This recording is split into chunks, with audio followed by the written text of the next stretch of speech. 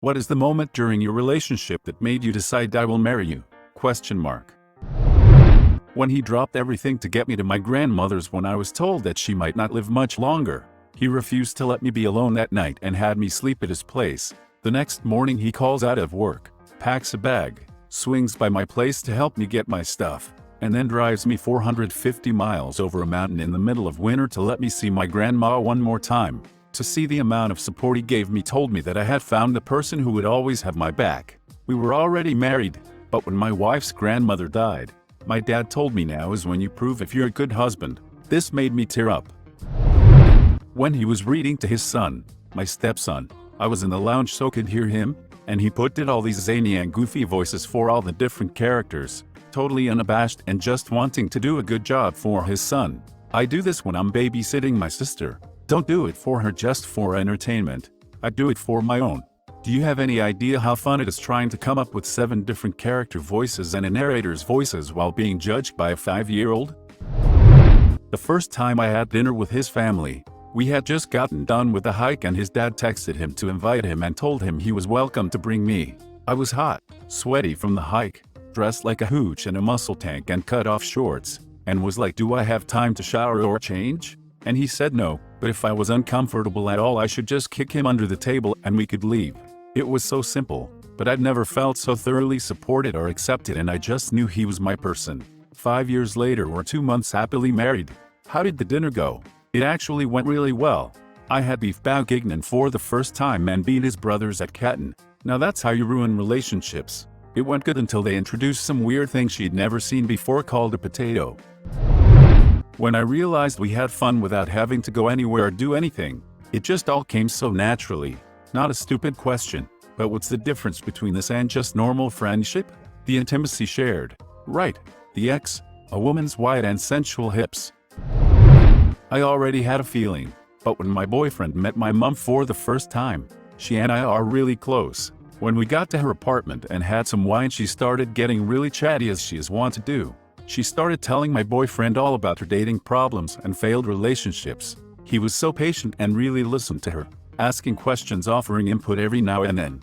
It was slightly embarrassing, because she was clearly tipsy, but I loved how natural it felt to be sitting there with my 2 favorite people in the world just chatting about life. I just remember getting up to go to the bathroom so I could have a small cry in private, because I knew he was the one.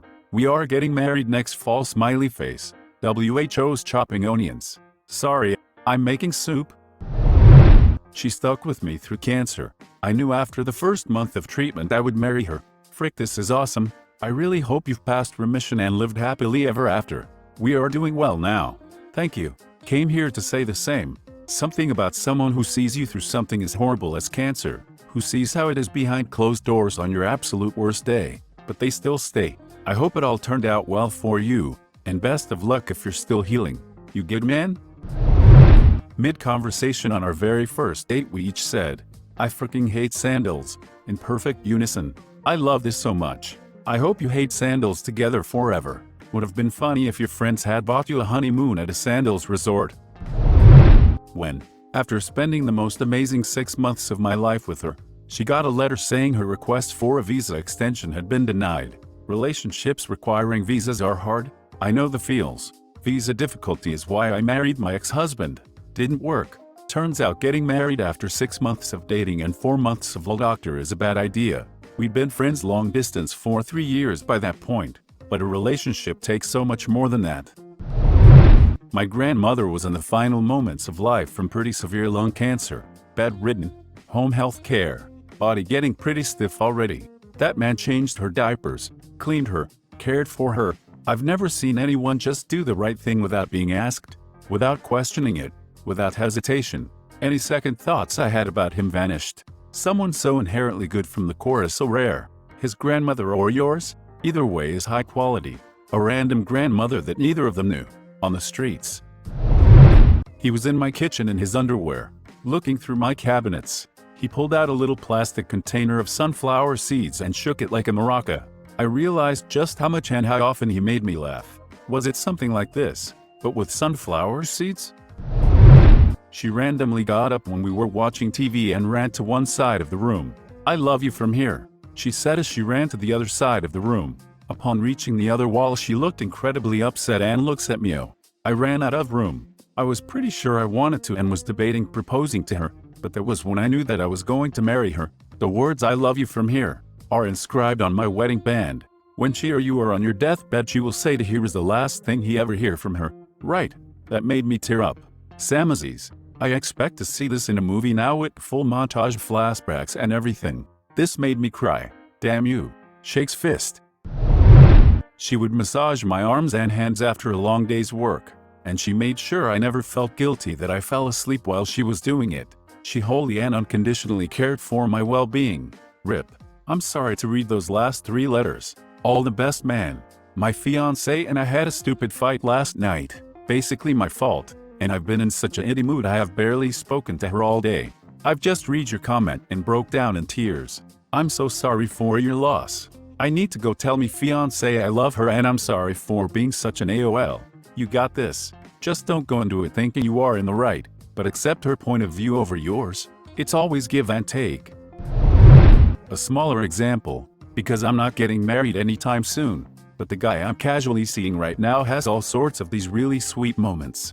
Most recently, I told him that my mom had sent me a package. He asked what she had sent, and I told him she always sent peppermint cookies after Halloween as a get ready for Christmas type of thing. I opened the package and exclaimed how much I love peppermint cookies. I put them in the freezer and would grab some for us while we watched Netflix. 2 days later, I come home to a little package of peppermint cookies. From him, my heart about exploded.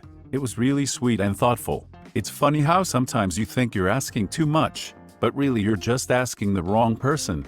Sometimes you think you're asking too much, but really you're just asking the wrong person. This is so spot on.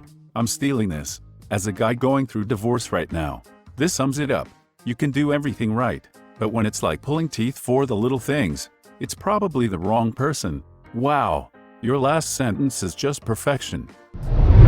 The moment my dog I had throughout my abusive relationship, X, who was also abused and had issues with males, jumped onto his lap and gave him kisses without hesitation. It's like he was giving me the seal of approval. Been 4 years happily married. My cat has attacked every man I've brought home at least once, and always while they were sleeping, because he's a jerk. Not only has he never attacked my now fiancé, he greets him every day with headbutts and purrs. Sometimes when I wake up at night I catch Kitty draped across my fiancé purring in his sleep. Definitely feels like the cat's initial ambivalence was a seal of approval. My cat, within hours, was asking my boyfriend for tummy rubs, and slept on the bed he was sleeping in. She usually hates new people for months. I was so happy. The first time I brought my now husband over to my apartment, my cat, who doesn't like anyone but me, walked straight up to him. He reached down to pick her up, and before I could warn him that she didn't like strangers holding her, he had cradled her like a baby and she started purring. I was in shock. This is the same cat that peed on my ex while sitting in his lap. Her judgment of people hasn't been wrong yet. My cat just hates everyone but me. She was born on the street in Philadelphia, and I found her as a kitten in my car, and she was so angry I named her Max after Mad Max. It works out fine. She doesn't have to trust anyone else. I'm the one that takes care of her. I just wish she was as nice to everyone else as she is to me. But my so has been so patient with her. I'm vegetarian, so she'd never had meat or fish that wasn't cat food specifically, and every time he gets sushi he will patiently feed her tiny shreds of salmon. Whenever I'm gone, he feeds her and hangs out with her. When I fall asleep with the door open, he'll lure the cat into the room with me with treats and then shut the door. She's known him since she was 6 months old and lived with him since she was 2. She's almost 4 now, and she finally trusts him to pet her, and I literally couldn't imagine another person patient enough to make that happen. She hates everyone and she hasn't scratched him in a year. At the time, we had this small 1-bed, 1-bath apartment that was lakeside in the complex we lived. We always loved when the ducks came around, because they chose our lake to have and raise ducklings before leaving for the cold weather. One morning, I woke up and came out to the living room to see her sitting outside on the back patio, in her PJs, facing the lake, feeding the ducks, and humming to herself. Maybe it was the way the sunrise hit her and the water. Maybe it was her messy, but still adorable bed head. But she looked like the most gorgeous thing I'd ever seen. Just the whole picture. I knew right then I wanted to marry this woman. That is such a gorgeous image that you painted. Your love makes me smile, smiley face. Thank you? Maybe you were supposed to marry the duck. It was Axie frickin' Quacker. When she pointed out a typo in the crossword on April 28, 2017 while we were laying in bed. 99. Toitnups. Cool.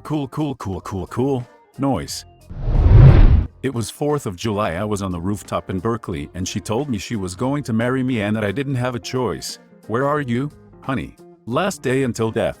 Well, I'm finally ready. Take me. Death. Will you marry me, Jane? She bailed me out of jail. Gotta love those Monopoly dates. Name doesn't check out. Thanks for watching. If you enjoyed the video, please smash the like button and leave a comment which story you liked the most. Subscribe and hit the bell notification for updates on our latest videos. And don't forget to check the links in the description box for more awesome content.